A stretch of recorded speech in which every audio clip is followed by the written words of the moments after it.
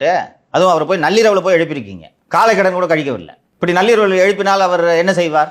So இதிலிருந்தெல்லாம் தாவேக அரசு பாடம் கற்றுக்கொள்ள வேண்டும். இப்போ சோர்ந்து கடந்தவங்களை உஸ்பேத்தி விட்டீங்களா? நீங்கள் அவங்களை தனிமைப்படுத்துறது அது இதெல்லாம் வேற. தஞ்சாவூர் காவல் நிலையத்தில் எவ்வளவு கூட்டம் கூடியிருந்தது என்று பார்த்தீர்களா இல்லையா? இது எதுக்கு? காலையில் அரெஸ்ட் பண்ணி சாயங்காலம் 6 மணிக்கு தஞ்சாவூருக்கு கூட்டு போனால் கூட்டம் சேருமா சேராதா? சேரும். அதை யோசிக்க வேணுமா நீங்கள்? ஃபஸ்ட்டு எதுக்கு தஞ்சாவூரில் போட்டீங்க ஃபேரு? அவ்வளோ பெரிய ஐடியா மணியா நீங்கள்? ஸோ இதிலிருந்தெல்லாம் பாடம் கற்றுக்கொள்ள வேண்டும். இது போன்ற ஆப்ரேஷன்களை அனுபவம் வாய்ந்த அதிகாரிகளிடம் கொடுத்து செய்ய வேண்டும். இன்னொன்று, இது போன்ற வழக்குகளில் நீதிமன்றமும் ஜாமீனில் விடத்தான் செய்யும். பெரிய ஆளு இதில் இன்வெஸ்டிகேட் பண்ணுறதுக்கு என்ன இருக்குன்னு வாங்க. நேற்று இந்த பெயில் மெட்ராஸ் ஹைகோர்ட்டில் வந்தபோதே நீதிமன்றம் அந்த தீர்ப்பிலேயே எழுதுகிறது, முன்ஜாமீன் மனு நிலுவையில் இருக்கும்போது கைது செய்யப்பட்டால் முன்ஜாமீன் மனு அதோட அவ்வளோதான். இருந்தாலும் நீதிமன்றத்திற்கு இதிலும் ஜாமீன் கொடுக்க அதிகாரம் இருக்கிறது. இந்த அதிகாரம் ஏன் சாமானியர்களுக்கு பயன்படுத்தப்படுவதில்லை?